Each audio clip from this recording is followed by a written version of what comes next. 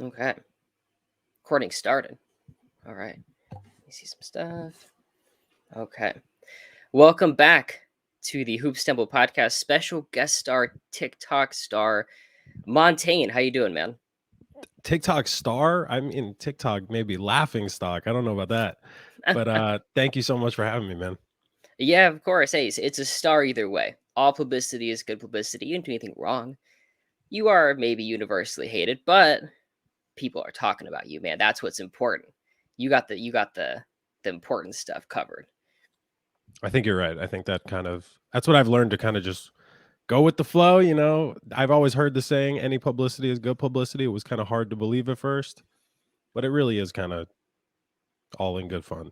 Yeah, of course. I mean, I thought you took that incredibly well. I think you're made of steel and iron, man. Like, I'll post some videos and I'm like, man, like people just didn't really like that one, and like it hurts a little bit, but I strong willed, my friend. Thank you. I'm learning, I'm learning just like everyone else. And if someone can see what I'm going through and kind of learn to tough it out, they're like, if that guy can do it, I can definitely do it. Then I'm feeling good about it. Absolutely, man, absolutely. Well, we're gonna talk a lot of hoops. I did have some fun questions to start, just to mix it up. Now, the first one is, you've obviously been blessed with charming good looks, but no facial hair. Why haven't you grown a mustache, and when are you going to?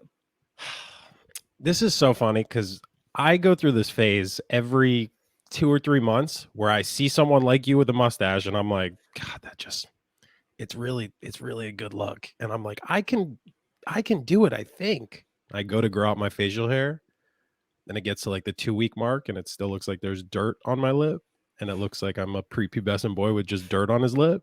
And then I'll be like, okay, I'll wait another week. Then by week 3, I'm like, all right, people are definitely starting to notice that it looks like dirt on my lip. I'm getting negative comments about it. So I'll shave it off. And I've just never been able to commit longer than 3 weeks to growing it out. I don't know what it would look like, but I can tell you it would be pathetic.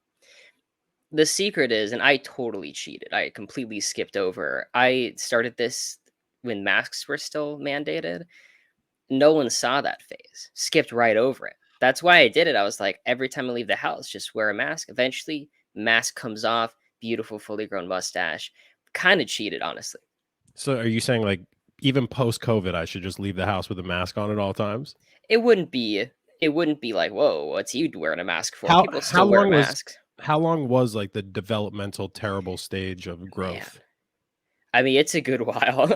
It's a good while. It's Give me probably like, a few months, probably oh, okay, like okay. 4 months before it's like, all right, I like have a mustache now. I mean, the other secret is just grow the whole thing out. And, I mean, I have a mustache because my beard's terrible. I have like everything else is a mess, and so the mustache is strong though. But I'll be looking forward to your mustache debut. We'll all stay in touch and in tune on that. Next question is, we already confirmed through the Escabal pod, which was great. I saw that video, that there's no food waste in your videos. You're chopping stuff up. There's actual food down there. And not only that, but you're using it. What are your culinary credentials, and what are you making? They're genuinely almost zero culinary credentials other than the fact that I've kind of always cooked for myself growing up. I always kind of hear when your parents aren't like necessarily great chefs, you kind of have to learn how to cook when you're at home. So I kind of just have always been cooking random stuff, testing stuff out. I never claimed to be good whatsoever, but I always like am wanting to get better. And then this year it kind of gave me something new to do because I eat way more vegetables than I ever have in my entire life this year. Like I always kind of relatively healthily, not even, but this year I have vegetables every single day, regardless, just because of Man, TikTok. that is that I applaud you for that. Vegetables are tough, man. I've been trying to eat more vegetables. I mostly eat croutons. I'd say croutons are like vegetables around croutons. But hey, the vegetables come either way. Yeah. I mean, croutons are the new vegetable. Hot take. Maybe I would eat croutons if they were just a chip. And I think there's a huge missing piece there. They're mini garlic breads that yet never advertised as such. I eat those on their own. I'm really trying to think why they don't just sell them in a bag like chips. Well, they do, but it's always like put them in a salad. I'm not putting that in a salad. I'm gonna eat that on my couch by the Is that handful. that's your go-to snack is the crouton? They're good, man. Like there's something about them. There's something about them. Like I'd rather have that than like Cheetos. But you can't just sit down and eat like a fucking bag of croutons. People would think you're insane. Like a That's white what you, van pulls up to your house and they're like, "Listen, man, like we gotta take you somewhere else. Like the FBI is watching me for my behavior online because of these takes." hey, to each their own. Honestly, if you eat croutons in the privacy of your own home and root for the Kings at the same time, it's 2 wins in my book. What a world to be in. What a world to be in. Next question, third of fourth. Montagne, you make music. Big I Spotify. Mhm. You got a favorite album? What's your favorite album of all time? Ooh, that's a great question. I think my favorite album is probably Channel Orange by Frank Ocean. Right on. Great I think pick. it's just so perfect for the time when I was growing up listening to it. It's just connected with so many good memories. So, and I love Blonde as well. You know, it's a controversial take to think that Channel Orange is better, but for me and like where I was in life, I have like memories of every single song on Channel Orange. Absolutely. I remember Yeah. listening to that every day. You Coming can't go coming home from wrong. like so like you can't go wrong. I It's know the it's whole super thing. basic as an answer. I'm sorry I don't have like a more unique pick, but honestly, Channel Orange really is my No, favorite album. it's a great pick. It's a great pick. Do you think we'll ever get new music from Frank Ocean, or has he just completely disappeared? It's funny because 2 or 3 years ago, I know he was like working on the new album, and then it completely got scrapped. And then obviously he wasn't going back to any of those old tracks. And I feel like he's always recording stuff, but I've just talked about this with a few of my friends a couple weeks ago. I would not be disappointed if he never drops music ever again. I'm like, he had pretty much 2 back-to-back perfect albums that are gonna be timeless forever, and it's kinda perfect in my mind right now, you know? So it's like, I'll be happy knowing he was, like, probably the best in my mind That's a great without any point. music. It's a great point. You get two back-to-back tens. What does a seven do for you? How does that improve your legacy? As someone that listened to a lot of Frank Ocean and a massive amount of Kanye, like he used to post Kanye videos on TikTok, it's been dry. Like the river has run dry recently for me. I got nothing left. What is your favorite album of all time? I go back and forth. I loved Born to Run by Bruce Springsteen growing up, and I think it's Wow. a fantastic album. I have a special connection from my childhood to The Stranger by Billy Joel. Um, the Smiths, The Queen is Dead is something I just listen to on repeat, which is like people say it's a red flag. I don't give a shit. That album's fucking good. I'll listen to Morrissey. I don't care.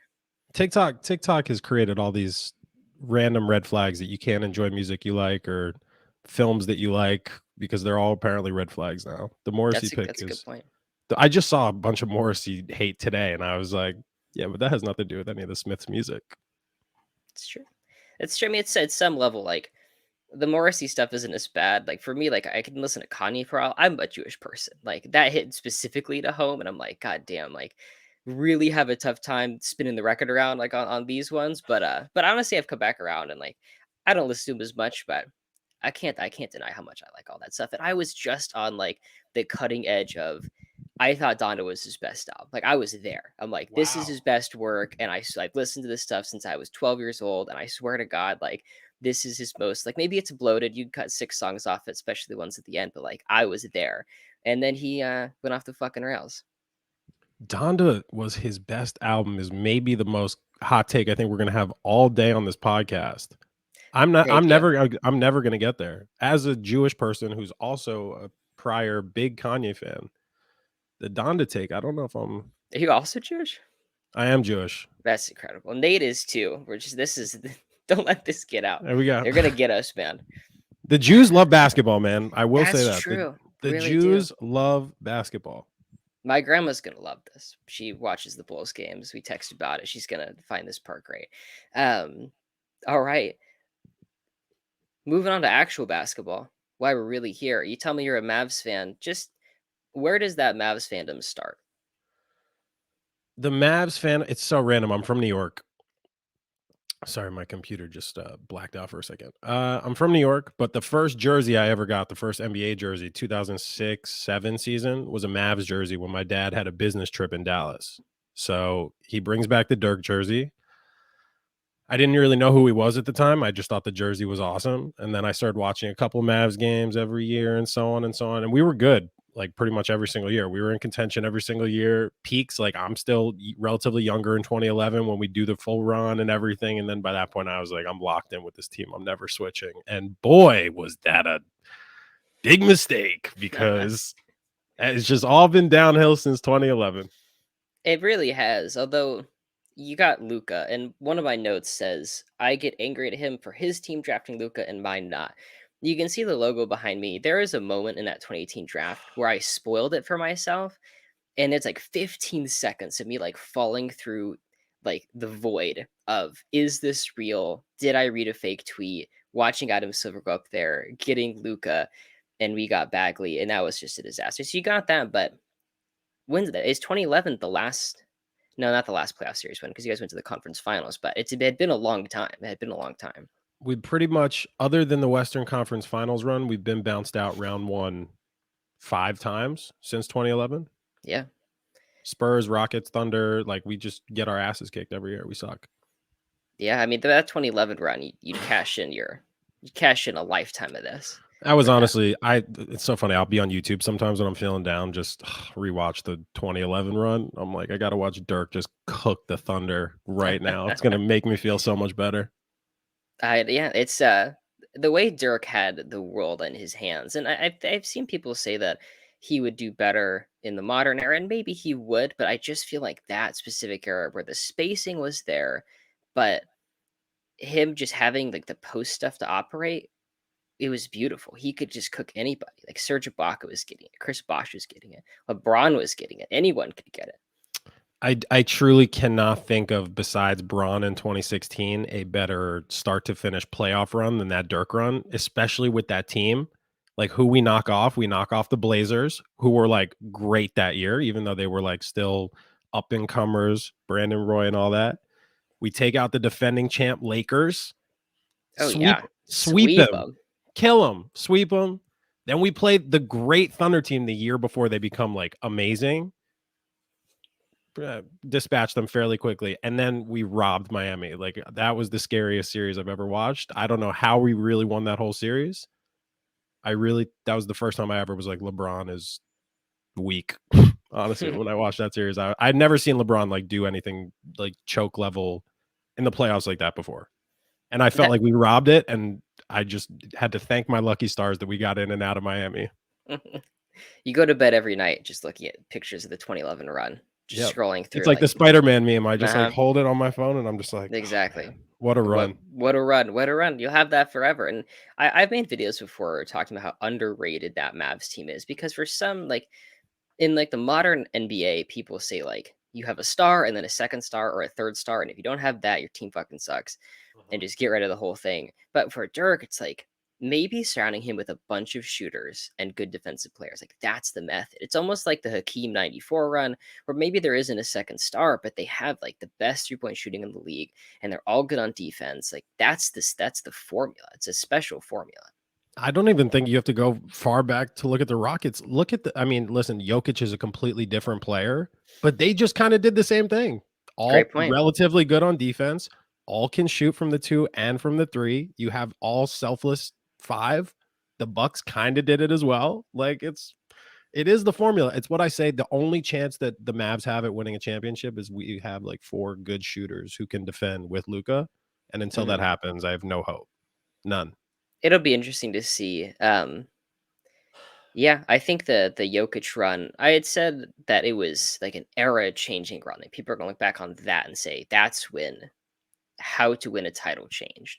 Is like post the KD Warriors. I feel like the KD Warriors really kind of spoiled what basketball was, and you're like, I need a third star and a fourth star and a fifth washed up star and like DeMarcus Cousins. And if we don't even have that, then like forget about it. And I think we're gonna see, especially with the new CBA being like really harsh, this is how you win a title. I also just think it makes basketball way more fun. Like Yeah. we were talking about, like even before we jumped on here, like about like potential hot takes, and one of mine is like stars are fucking overrated. It's like the idea of stardom in the NBA is probably the most overrated notion. It's like the best form of basketball to watch, even if my team loses. I just want a team that 1 competes and 2 is fun. I don't care about like rooting for like all these stars on my team. I just want a good product on the court, and I feel like we have a chance. I like selfless basketball, and I feel like there's so much emphasis ever since. I mean, honestly, the Celtics kind of ruined everything, even though everyone blames the decision with Braun. But like ever since then, every year it's who's teaming up. Oh, now the Suns are the latest rendition of Now we got 3 stars in the desert. We got Bradley Beal. And it's like, I actually think they have the potential to be good, but not because of the star power, you know? I was gonna ask, you must not like what Phoenix is doing.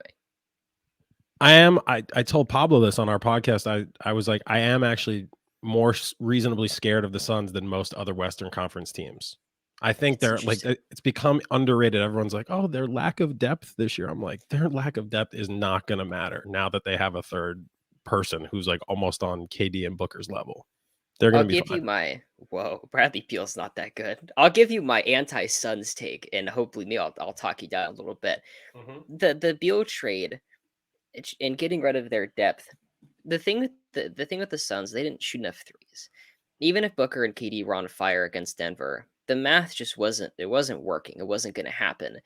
Beal doesn't shoot that many threes. I mean, he takes a lot off the dribble, and his percentages came down, but he's not this sniper that's going to move off ball and just rain threes for them. And I felt like that didn't really fix any of their issues. And I think people see their depth. They see like Eric Gordon and stuff. If Eric Gordon is your eighth best player, you're doing fantastic. But he's going to be like the fourth guy or the fifth guy on that team. And that's what's scary. All of a sudden, like it's the playoff time and Bull is like on the court. Like he didn't just fall on the court. He didn't get there Mhm. by accident. He is subbed in and is playing basketball. That's when is just I don't see the ceiling for that team. For me, the scariest, I kind of agree with your point, but for me, the biggest inhibitor for their success is the lack of like a true point guard now. Without a true point guard, I'm like, I don't really know who's going to be the key. It's like if Chris Paul were on this team, it would be the best fucking team in the league because this is like his dream is to play with 3 guys who can like dominate and a good center who he can throw lobs to. Like that is like Chris Paul's dream. In this instance, I feel like Bradley Beal is going to end up being the most ball dominant out of the 3. The biggest distributor out of the 3 is probably the second best passer next to Booker. But I feel like Booker's going to be more off ball because he's a better shooter than Beal is. So I think it'll take them maybe half a season to really kick into full gear. But I really do think I believe in Beal way more than you do. It sounds like I don't think Beal's been motivated because he hasn't been on a good team in years. When's the last time Beal's played with anyone? Yeah, that's true. I feel like Bradley Beal's best motivation though is I get to take a ton of shots. But that's another great point though. They traded Payne for nothing. And they're like, "Go ahead, San Antonio. Here's your 26th player because San Mm-hmm. Antonio has a ridiculous roster right now."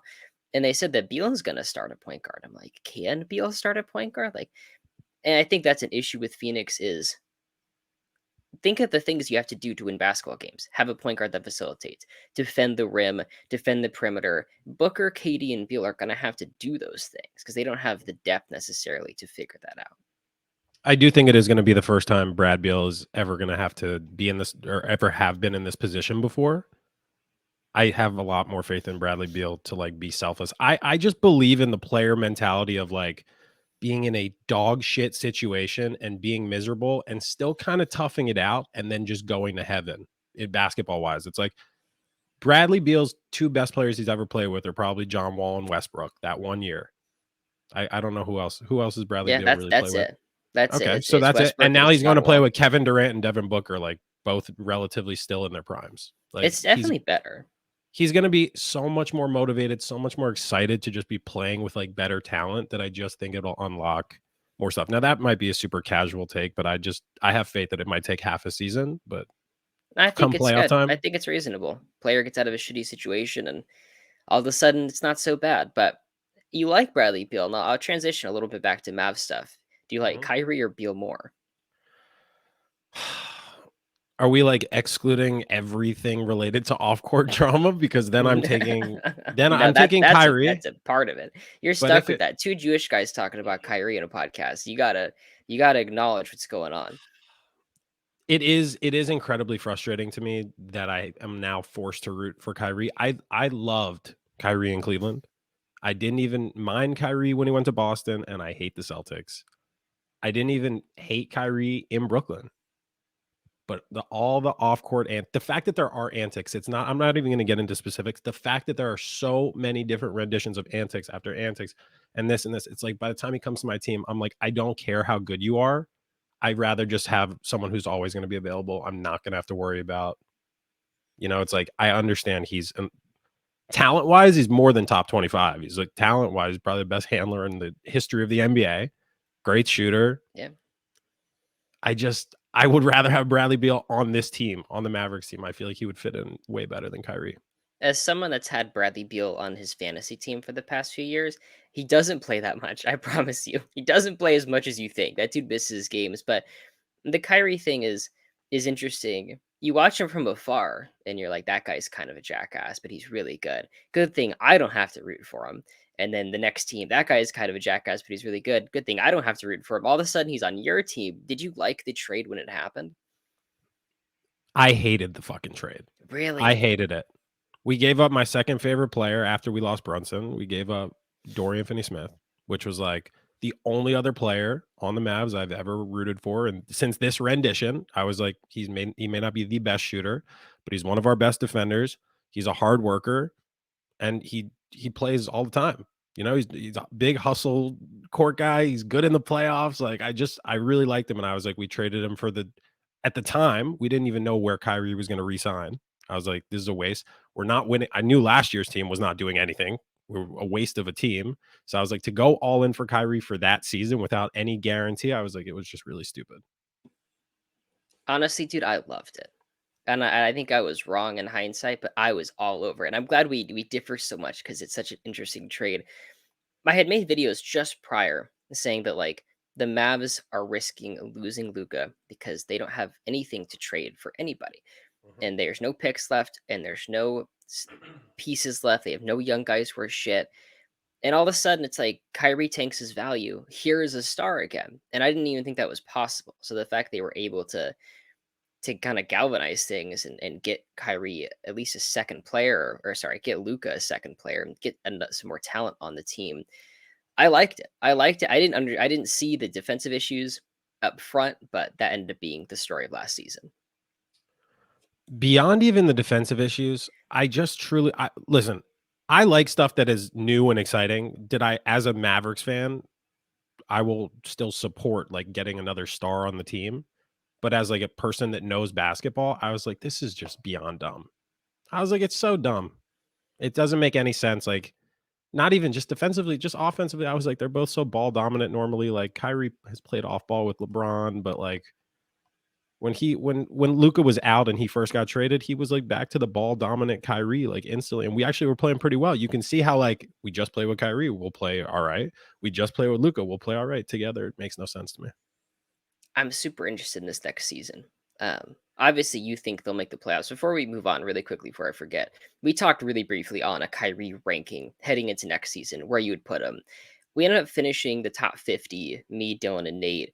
I watched, Kyrie, yeah. that's fantastic. Kyrie ended up at 32. Did you feel strongly about the guys ahead of him? I can read those really quickly. James Harden, Jamal Murray, Laurie Markkinen, Zion, Trey Young, and Jalen Brunson. So I 100% agree with Markkinen ahead of him. Thank you. I was fighting for Markkinen. They didn't see it. They didn't see the vision. I think people are wary because like Markkinen's really had like only one season at that level, Mhm. and it was mostly like front loaded into the first half of last year, and it kind of carried a mid enough second half. But I definitely see that. Um, here's the other thing. If we're talking about pure talent as a player, Kyrie is better than Brunson. If we're Oh, talking sure. about if we're talking about who I would want on any team I'm building to win, Brunson 100% of the time. So what does that leave us with, though? That leaves us I with you think pick Kyrie, Brunson because you're always trying to win. but if we're just talking about individual players, like who is the best in the league, blah blah blah. If we're picking like best players to build around, like Draymond Green is probably more than top 25 in terms of like who you would want to like assemble a championship team, you know? He ended up at 39 on our But list. Like, as a talent, Draymond yeah, Green doesn't even sniff top 50. So it's like it's just like a yeah. fit thing. So Brunson's like whole value is that he adds to a winning culture. He's a great passer, hard worker, like okay shooter, whatever, worse handles than Kyrie, but just like a consistent guy. So I take him all day. I had Kyrie honestly at 26 when I I made think my it's top 25. you have a top 25. Yeah, I did a Can little you can preparation. you Don't can you you worry. can you read the top 25? Yeah, let's. Let's go Please. over it. Let's see it. As someone that's dedicated their life to putting players in order, like an It's so insane funny. person. Yeah. No, I get it. That's a real basketball fan. You got to rank, re-rank, rank, re-rank. What's the point of basketball if I can't put guys on a list? There you go. So number one, obviously is Jokic coming off the championship season. I don't know if I agree with it, but I know I have to Oh, come because on. he just won the Got to. championship. No, he You definitely is. got I'm to, just yeah. kidding. This is a homer pick. Number two, Luka Doncic. Just in terms Um, of pure talent. I mean, the top five are all kind of interchangeable for me. yeah, sure. No, keep going. Number three, Giannis Antetokounmpo. What Solid. else can Yeah. you say? That's guy. I had a bit. We had a bit too. I mean, it's Yeah. yeah. Did you have Luka at three? No, I honestly, yeah, to be honest, I had him at. I think I had him at 4. I thought you were Um, gonna say something outrageous like below five, and I was like, don't okay, even do but that to me. um, I wasn't there for the top 25 ranking. I was out camping, and Dylan and Nate took over. They stuck him at 8, and I didn't necessarily agree with that. So Um, disrespectful. disrespectful, right? And I get Aside it. from I the fact see that it. I'm a Mavs fan, that is disrespectful. I think over Giannis is too high. I think I probably did 5. I went Jokic, Giannis, Steph, Durant, Mhm. Luca, and I think that's fair. I think that's fair. I mean, Luca's stock is in the toilet. It's as low as it's ever been, and we're still arguing whether he's top 5 or not. It's super frustrating because like his path, like career wise, if you look at the trajectory, is just like baby Jordan right now. Like those are Yeah, the numbers he's put up. He's just young Jordan. He's just too good for playing on a terrible team, and he's just had to do way too much. And I don't know. He's never played with like a really good team yet, so it's just he has to carry so much. it is interesting because you see like a Steph take a long time to develop, have these ankle problems. They get other high picks, Mhm. take Clay and whatnot, develop Draymond. Where Luca, like season 2, it's like, holy shit, this guy's really good. Like we can't be bad anymore. Like we lost, we're never drafting in the teens ever again, or in the top 10 ever again. And it's the same thing that happened to LeBron. He joins like a 17-win Cavs team, takes him to 30 wins, and then after that, it's like, sorry guys, like I'm taking us to 50 wins or 45 wins or something.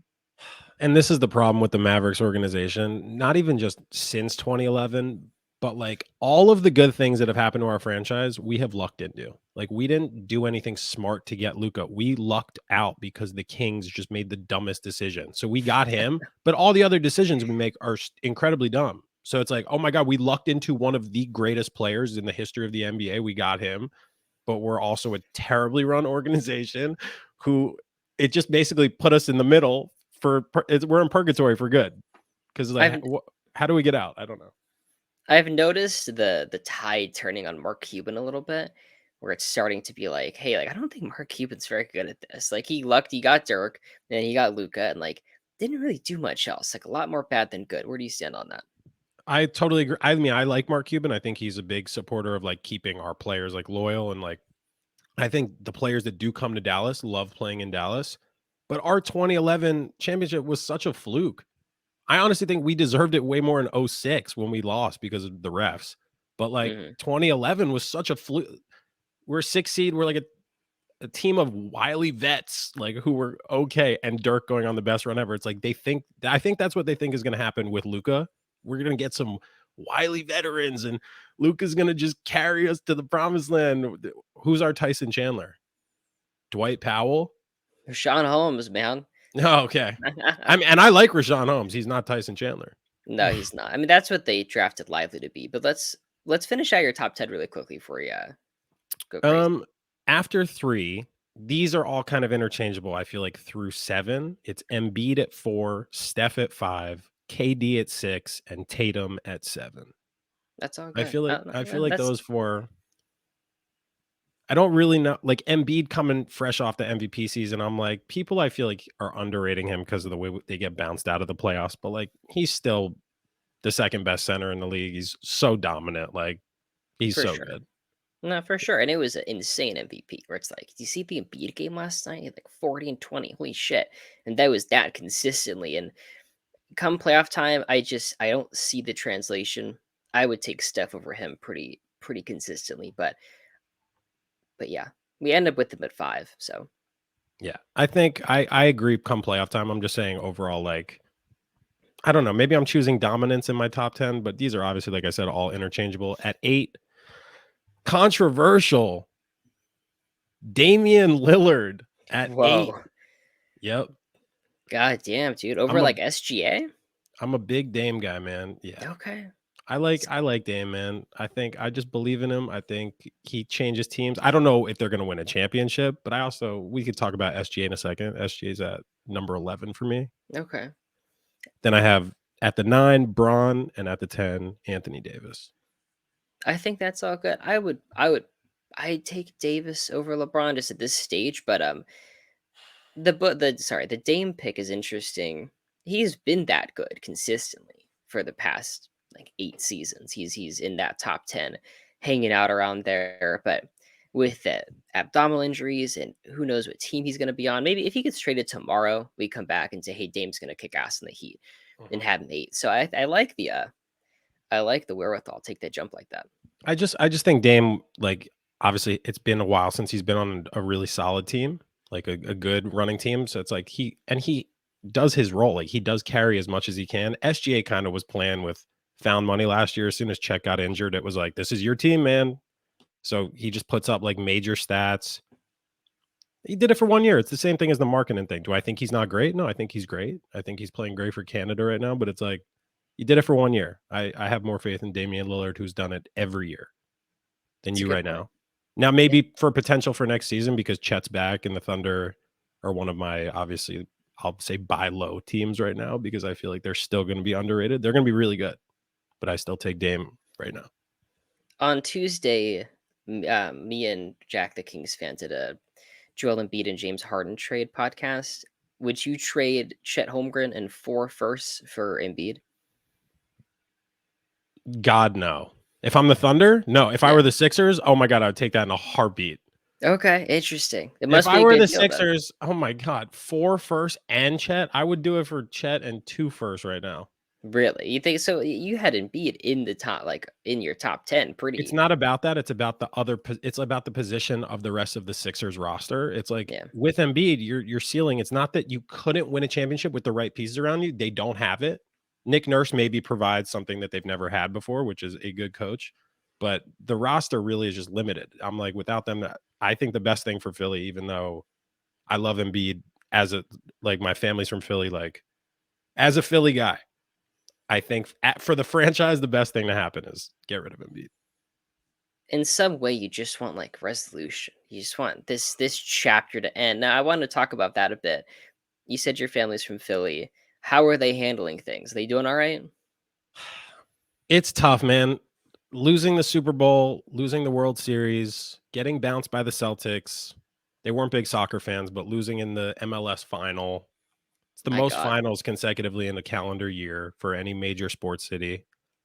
And more depressing than most of those losses. I feel like the Super Bowl was definitely the worst, but that Sixers playoff bounce out was just so depressing. And so I have 2 of my cousins who are the biggest Sixers fans of all time. One of them is the optimist who always has hope for and the other one has learned it too many times.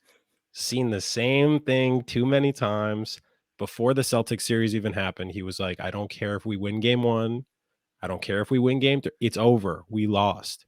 And in game 5 when they were up and they choke it away, he was like, "I knew this was we knew all along. We knew exactly who they were all along." Game 7, none of us had hope by game 7. We were like, "It's over."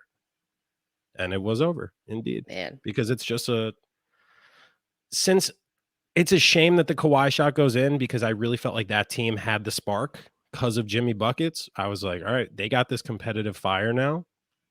After that heartbreaking year, it's just it's just a losing mentality in that locker room. Now, part of it could also be Doc Rivers, maybe. part of it could be him. And I feel like Nick Nurse is a infinitely better coach, but it's still that losing mentality just seeps in. You could feel it. You could feel in the Celtics series they were going to choke it away. You had no faith. If you're a real Sixers fan, you didn't have faith they were going to beat the Celtics. I think the losing culture is interesting because this is all born from the process where you come in and they're like, "Hey, there's no expectations. Do whatever the fuck you want. Hang out, lose some games." Like Jahlil Okafor's career started with 18 straight losses.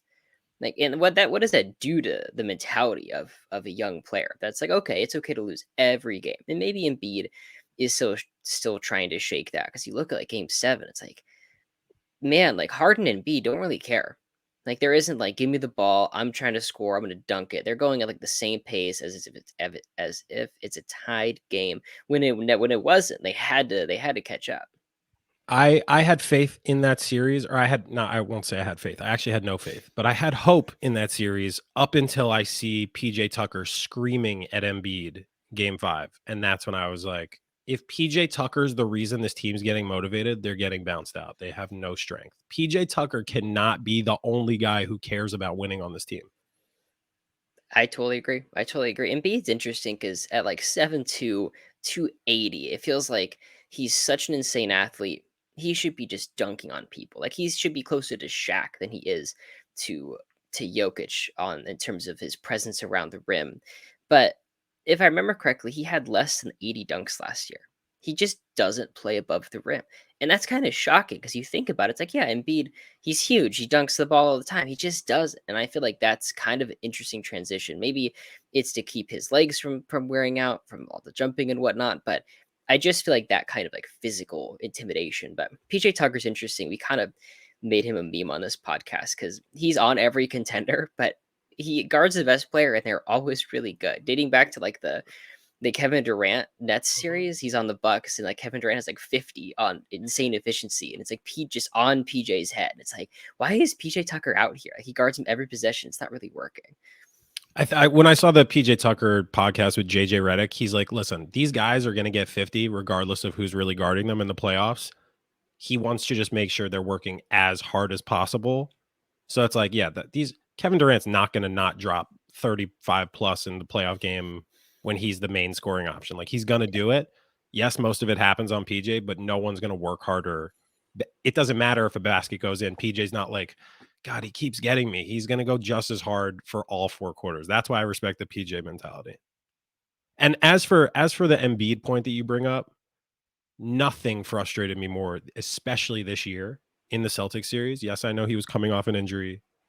Nothing frustrated me more than the amount of times the Sixers just bailed out the Celtics on defense. Embiid just catches it, high post.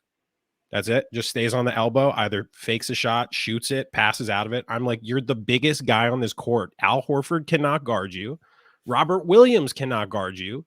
Why are you not just playing next to the basket the whole game? Just put the pressure on him, make him come double you, swing it out. He won't do it. He plays at the fucking elbow. Thank you. So frustrating. No, that's a great point. And his offense of getting the ball at the elbow, reading, reacting. I think the great NBA players are like, I'm going to get the ball. I'm going to get to that spot. I'm going to shoot over that guy. I don't care who's there. I don't care who's guarding me. I'm getting to these spots. I'm shooting those shots. Where Embiid likes to kind of give and take with the defense, figure out what they're giving him, and then react to it. And you just can't do that come playoff time. The defense gets too good. The fouls aren't called like that, especially even for like, just talking about fouls for a second. James Harden in his like the way he draws contact, because other guys like in the past who get a ton of calls, like a Dwayne Wade, got those calls by attacking the basket like an insane person. Like no regard for their health or anyone's health. Like I'm just gonna jump into the basket. Where Harden kind of likes to draw it like while he's on the ground still, like while he's still dribbling, and those just don't happen come playoff time. Yeah, and it's like it's not like you see Embiid not know how to do this during the regular season. When he played Jokic, he murdered the dude. He knows how to compete against some of the best centers in the league during the regular season. And maybe it was him coming off injury and scared to re-aggravate it. But it's like you are the most dominant big man in the NBA. No one can guard you when you play down low. No one. Even if you're going to be a decoy and not dunk, not post up, passing out of the low post is so important for the Sixers offense, and they didn't do it. I blame Doc.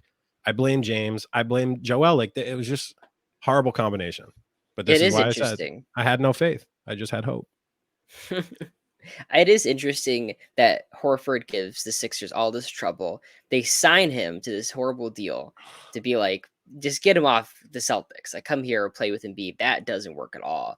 Then he leaves and he's back again at like age 39. He's like 45 years old, still giving the Celtics trouble. Don't you think that says something about the Sixers organization? The same player was playing against them really well. comes to the Sixers, plays like shit on a big contract, leaves again, goes back to playing well. Doesn't that say something about the Sixers organization? It says a little bit. Says a little bit. Now I had a Harden trade for you.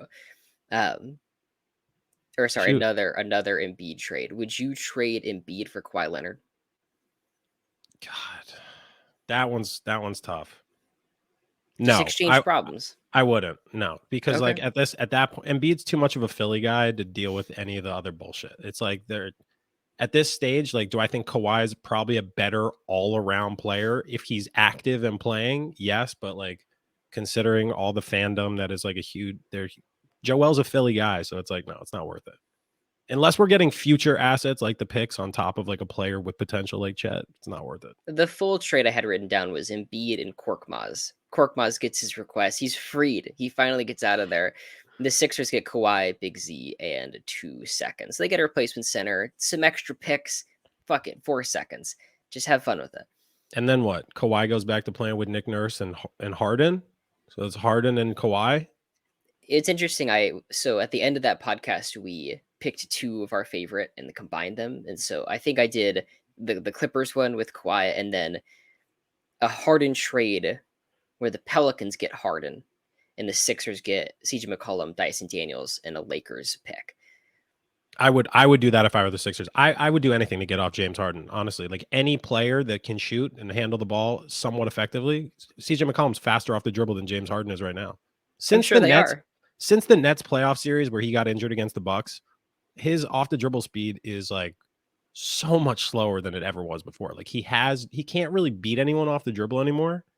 And his step back three is like so much weaker than it was like before. That was like once you eliminate the threat of him driving, people know he's going to do the step back now, and it just kills his whole offensive game.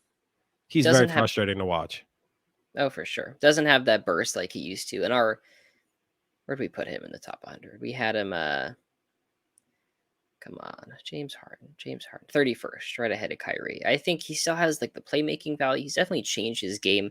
He hasn't taken like a Westbrook or an Iverson career path where it's like I can't score and I have nothing left, but he's able to still facilitate. But I'm sure they would take that Pelicans trade in a heartbeat. But who wants Let Harden me at this let me ask point? you a question though, because I don't like this narrative that Harden is like still like a fantastic facilitator. Look at last year when they play the Heat and get bounced out. He had the whole Embiid's out. He had the team. Hmm. He was supposed to be the point guard. What happened? They get murdered. They rolled over Yeah. so quickly. It was so pathetic that I'm like, he knew what he was doing this year by leading the league in assists. He was like, I'm gonna say I led the league in assists. I'm gonna play my role, and then I'm gonna get the fucking paycheck at the end of the summer. I'm gonna get paid, and I'm glad they're refusing to pay him because the first smart thing the Sixers have done in a long time. It's interesting because I do like the all-time ranking stuff, and at this point, a ring for him. What does it mean? How much weight does this hold? Because he requests a trade and another trade and another trade. It's like, dude, like you can't just try every kind of good team in the league until you win. Like at this point, I don't care. Totally. And the way he's gone about it too. I talked about this with Pablo as well. It's like the way he's gone about leaving the past situations already rubs people the wrong way. At his peak, even if he wins a championship, he's what, the fourth best shooting guard of all time Yeah, at best. yeah. It's He's it's it's obviously Jordan, Kobe, and Wade, and then Harden. yeah. So at Yeah, best, one chip, two chips, he's still going to be the fourth best. I don't think he's ever beaten D Wade. yeah. I have him pretty close on the all-time rank, but it's a big gap in his sense In where it's terms like, of talent, I take Harden over Wade personally, but in terms of like overall career arc, it's definitely yeah, Wade all day. it's gotta be. Looking forward to next season, Embiid obviously reigning MVP. Do you see a path where he repeats that? No way. If not, He used go. up all his political capital to campaign for that MVP. That's It's true. over. He could have ran for president with all the Literally. stuff he was pulling out to win that. Finally got it. He had the whole second place twice in a row. Finally gets it. If not him, do you have an MVP favorite? Is this finally the year that Luca breaks through? No, Luka's not winning Okay, MVP. I'm who's tired of winning this MVP? shit. Every year, everyone thinks Luka, oh, skinny for the summer, Hmm. back in shape. Yep. He's gonna win. He's not winning MVP. The Mavs are gonna disappoint again. Will we make the playoffs? Yes, but we're gonna look disappointing. Who is winning MVP? That's such a good question. Wow, I really don't have like a solid Let's pick. we can take a second on that. Looking at the Mavs just next season, how many wins Mhm. are you envisioning? Maybe 51, Okay. 52 wins. That I would say that's not a disappointment at all. What are you thinking? What's disappointing?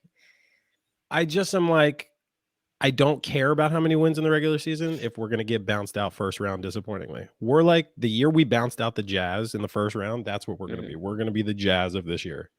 So it's It's like, interesting. oh, we look good in the regular season. We'll lull everybody into thinking that we have a chance. Boom, sweep, 4 games. I'm Nuggets will just sweep us, yeah, Suns will sweep us, Lakers will sweep us, Golden State would sweep us.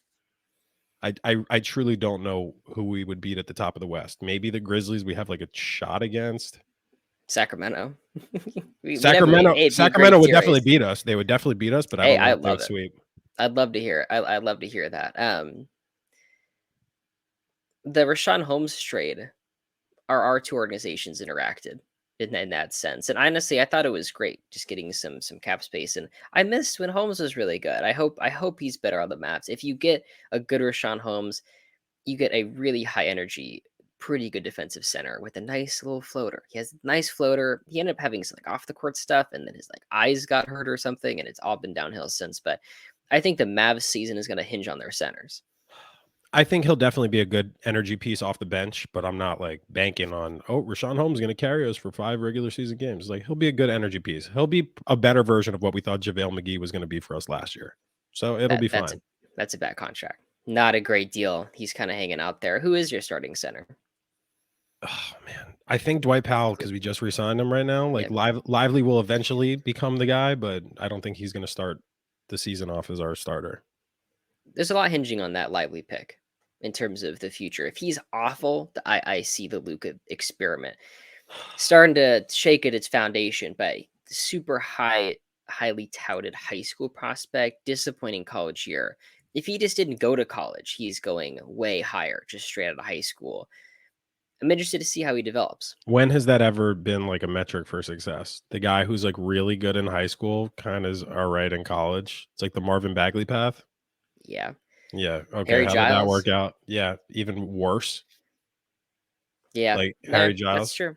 So you're not high on Derek I don't, Favors. I mean, I can't have it. Like I said, do I have faith in the Mavericks? No, but I do have hope. You know, I have a little hope in my guys. Like I hope that it works out. I don't really, this is why I keep my expectations relatively low. I talked to Pablo about like, am I worried about Luca leaving? It's like I already mentally prepared for Luca leaving 2 years ago when I saw that we were not gonna, or a year and a half ago when I saw we weren't gonna re-sign Brunson. I was like, this is the dumbest shit we could ever do. I think we get along because we're both like damaged sports fans. We're clearly like we've gone through it, man. We've gone through. I mean, it's definitely been harder as a Kings fan, man. Like I'm Yes, not comparing the two. At least like we've been in the playoffs a couple times, like competed. You guys it's really, I true. mean, last year was one of the most exciting seasons for any fan base since I've been alive because it Fantastic. was such light the beam just took over the NBA, man. Yeah. What's really sad though, or sorry, what would have been really sad is if we made up the light the beam stuff and then still miss the playoffs. It's like this thing we do every like once a week or something. But just an incredible season. I went to a bunch of games. I went to game one of the playoffs. Just incredible. It was awesome. My dad and brother went to game seven, got their hearts broken in ways they'll never probably recover from. But in a way, I described it like getting torn up by Steph Curry is like getting punched in the face by Brad Pitt, where you get punched, you're like, holy shit, I just got punched. It really hurts. And you're like, dude, that was Brad Pitt. Now it's like this fucking awesome story. You could tell anybody, and you're like, yeah, Brad Pitt just hit me. And it's like a Steph Curry, like one of the 10 best players ever to walk this earth, Yeah. destroyed us. And you're like, You okay, gotta like maybe respect that it. was kind of cool. Yeah, you just respect greatness at that point. The fact that you got to see that game is gonna live on for eternity. It's like that game seven was insane. Oh yeah. Just too bad. I think with both our players, Sabonis and Fox, having these hand injuries, and we are just shorthanded. I'm looking forward to next season. I don't think our defense gets much better, but I think we did some good moves. You think there's gonna be like progression on the Kings end? I feel like the Kings are kind of gonna I'm sorry to rain on the parade, but I feel like you guys. I don't think you guys got worse. I just think No, everyone else got better, maybe. and you guys are kind of gonna. You're not gonna be a 3 seed next year. I'll tell you that for No. sure. I'm envisioning like 45 wins. I think we got better with the Vezenkov signing. I like him for depth at the wing because honestly, it was like Harrison Barnes and Keegan Murray, and that's the only guys who have like 6'8" that weren't centers we were playing. That's really nice. But we were the clutchest team in the league last year. Maybe add 3 wins because I like Vezenkov. Take away 5 because there's no way we're hitting that many game winners.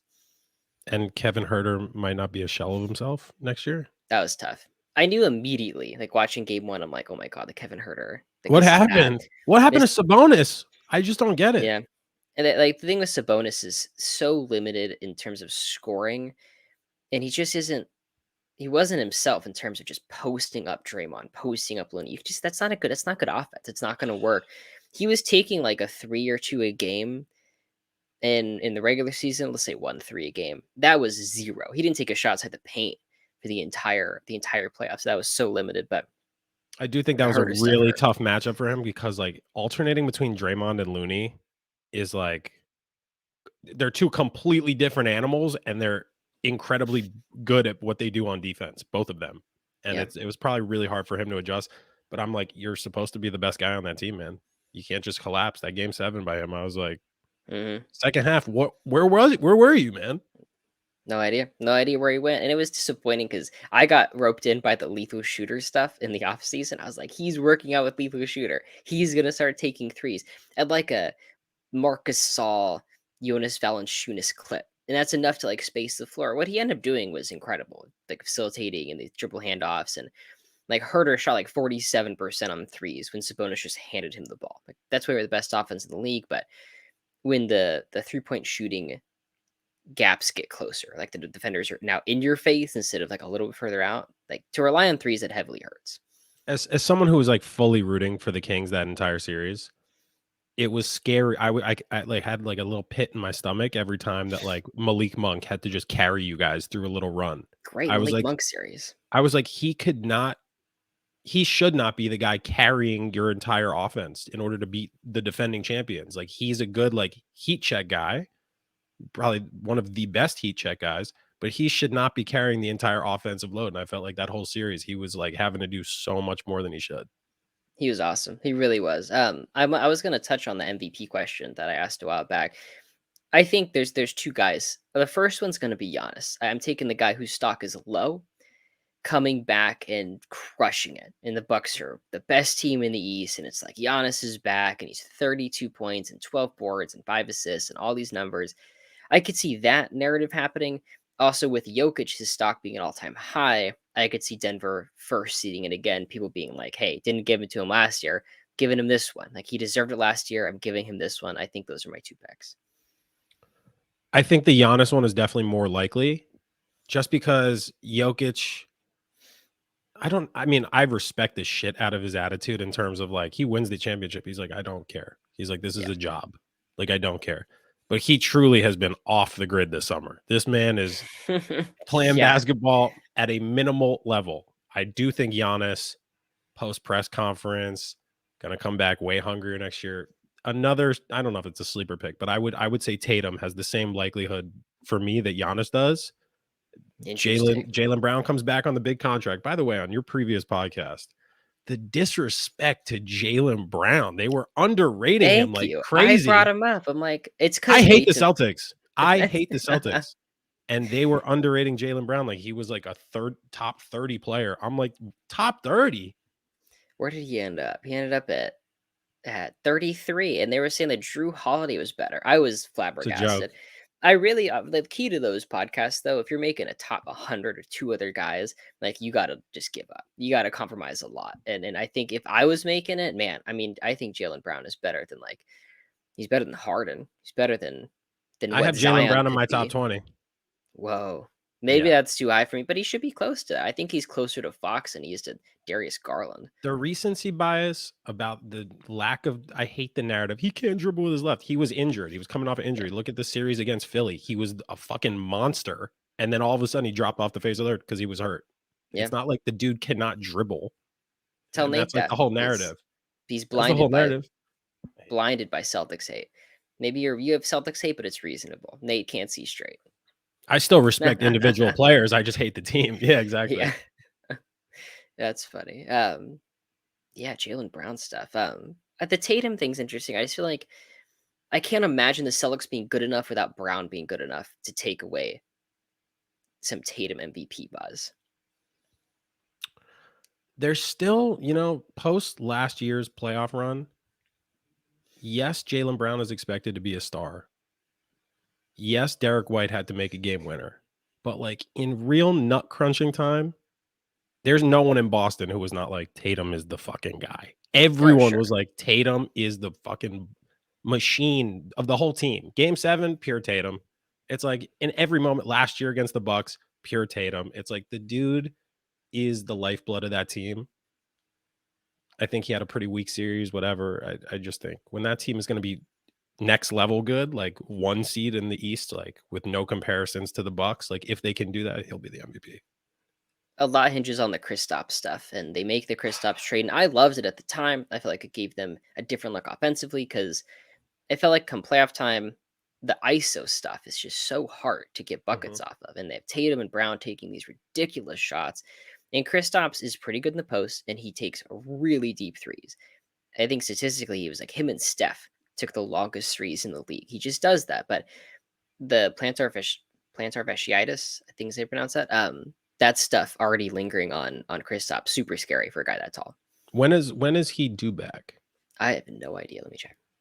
Like, because I saw that he had just re-aggravated it and he was going to be out longer than expected, and everyone was like, "Oh shit, here we go, injury bug." Kristaps, as a Mavericks fan, I've seen this game many times, That's true.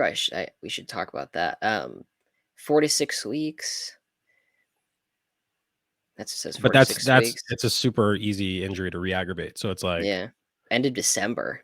Not yeah, some reports say he's not back until February. Jesus, what was the Kristaps experience like in Dallas? Because when they pulled that trade off, it's like, oh my god, like they just got Kristaps for nothing. I really, I mean, I was so excited for that trade when we traded for Kristaps. I was like, this is such a good fucking move, and I don't blame him so much. I don't really blame Luca. I blame our coaching. I'm like, they should hypothetically be able to fit together very well. We had them just stand in a corner for 2 important playoffs here. I'm like, Yeah, got to okay. utilize him. What do you think? What do you think of Rick Carlisle? Were you in on him, or because that comment made me question it? I I love Rick Carlisle. I do think it was like past his time in Dallas. I think Yeah, I think he had lost the reins. I don't think he was ready to like he's succeeded too long over his sustained career to be like anything but hardened in his beliefs. And I totally get it. It's like yeah. he's what, the second longest tenured coach in the NBA, like for a reason. Like he's a great coach, but like his time was definitely up. Now getting Jason Kidd as a replacement, I was like, I don't know what we're doing. I know Jason Kidd's incredibly smart, but as a coach, I'm like, there's so many other candidates I would have rather had. Honestly forgot about the kid hire. I forgot when that happened, but worked out seemingly better than we anticipated. I think coaches can grow. He had a terrible sit in Milwaukee and the net stuff and whatnot, but I think he developed to the point where I would trust him. But the Carlisle stuff is interesting because you win that title in 2011. It's like he's gonna die here. We're gonna bury him underneath the seats, Mhm. and eventually, it just if you rebuild enough, those guys don't know who Rick Carlisle is. Like they don't know this Mavs coach, and sometimes the voice just isn't the same. And it's not like, oh, we won in 2011 and we're like a dynasty. It's like we won in 2011 and then we sucked. We sucked immediately after. We didn't Yeah, make the playoffs. Vince Carter was our best player. Monte Ellis was our second best player. Like right after we win the championship. Like we weren't like going to the Spurs after they win and you're like, this is a machine and they're making the playoffs every year and they're going on runs. It's like we were not good. So and I don't know. I respect Rick Carlisle a lot. I'm super appreciative for the 2011 championship, but his time was definitely it was over. yeah, for sure, for sure. Some other non-current news or non-current topics. I've dedicated my life to ranking players. I said that earlier. Whether this is a smart move for me or not, it's just what I enjoy doing. Do you have an all-time top five? All-time top 5, it's tough. Yeah, I think I do. See, the casuals love saying Kobe's top 5, and he's just not top 5. I Um, agree. Take your I time. It's a hate tough question. I just hate the fact that it has to be such an argument. Braun is my best player of all time, personally. Sure. Just I just because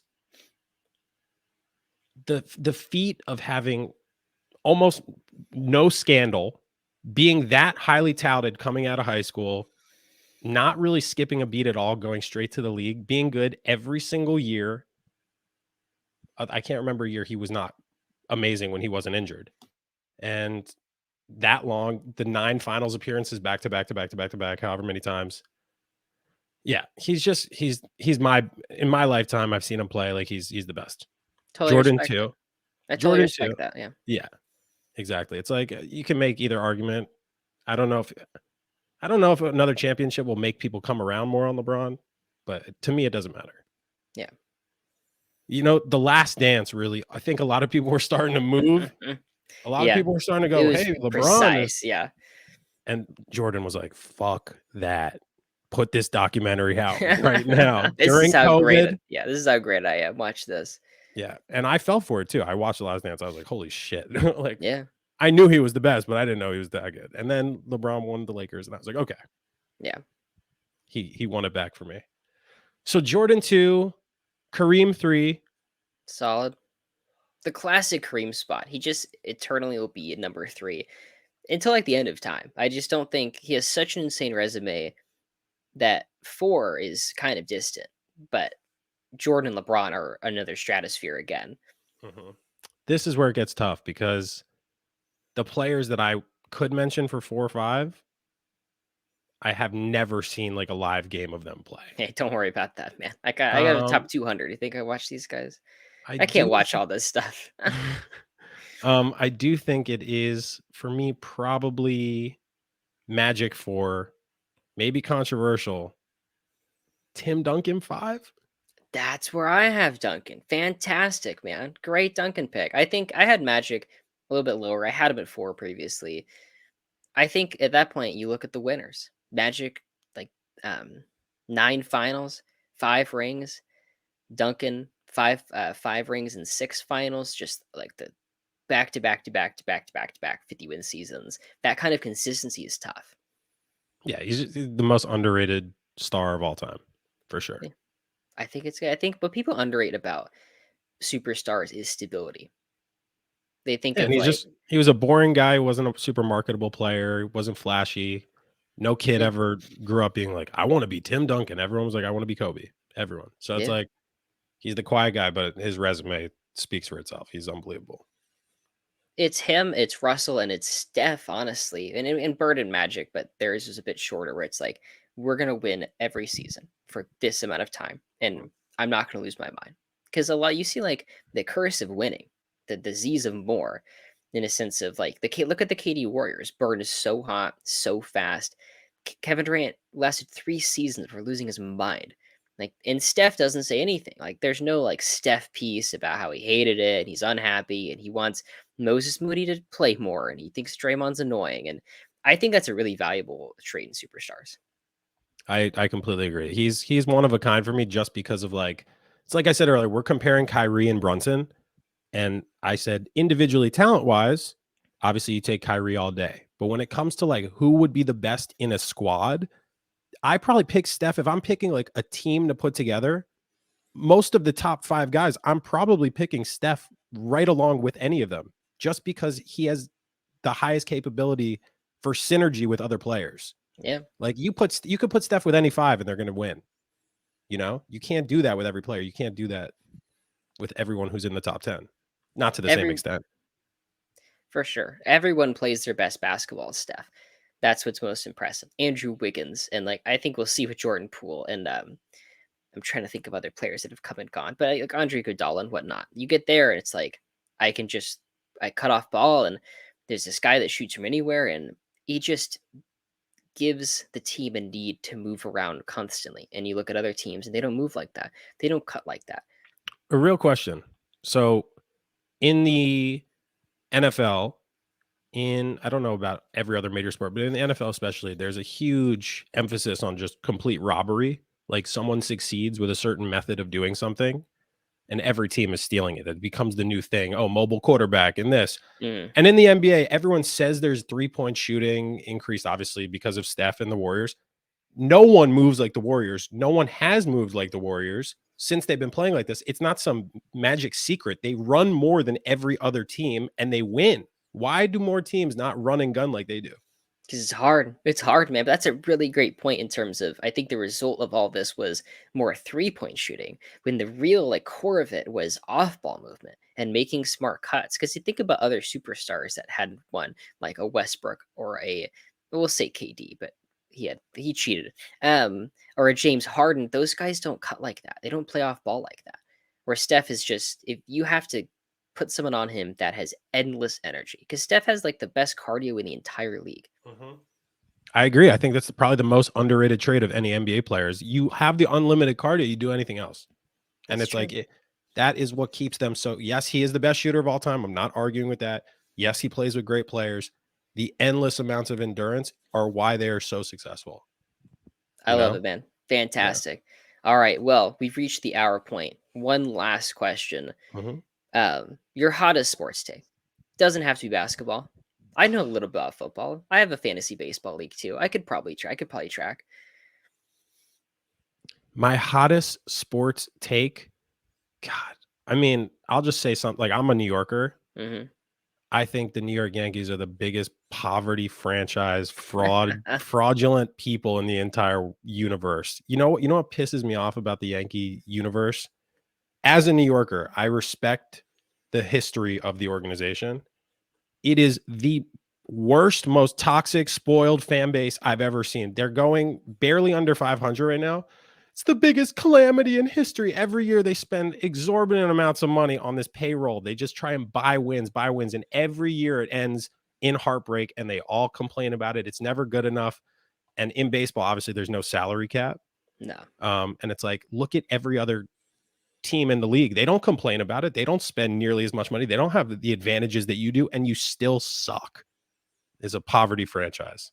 I love it, man. I gotta say, like, kind of into it. I enjoy the Yankees' demise. Although I have to say, Aaron Judge is fucking me up right now in my fantasy baseball matchup. Dude has like 4 homers in the Yeah, I last few saw days. that. Tell him to stop. If you see him, tell him to stop. 'Cause I'm really trying to make the playoffs.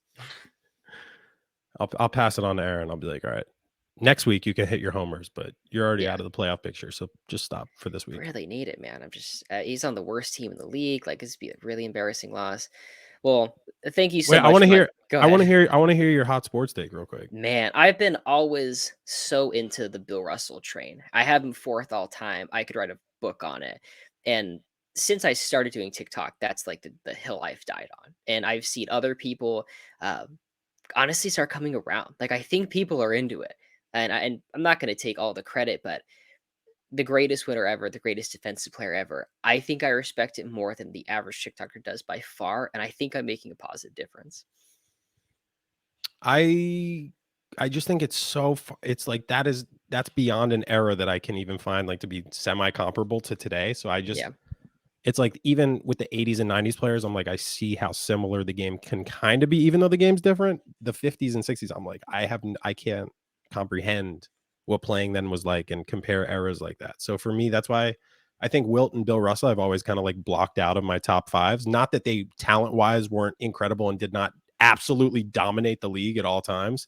I just don't really know how to make that work in my head, if that makes sense. No, I totally get it. At some point, I wanted to make these lists, and I just had to bite the bullet. Like, do I want to talk about all of basketball or just some? I decided I want to talk about all of it. Mhm. With the small league and a long time ago, there's an era tax. I call it the era tax. You got to consider that. But that's why 5 MVPs and 11 rings isn't one or isn't two because it was a long time ago and the league was Mhm. different. But I think if you can make those adjustments, you can make whatever list you want. So Bill Simmons would be very proud of you for including Thank you. Bill Russell in your top five.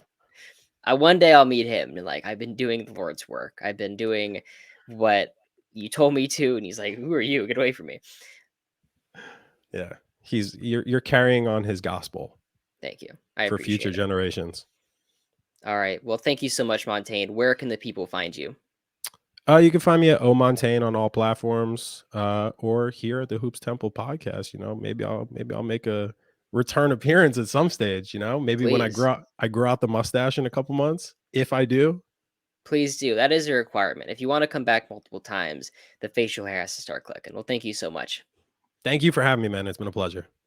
Of course. Alright, I'm gonna end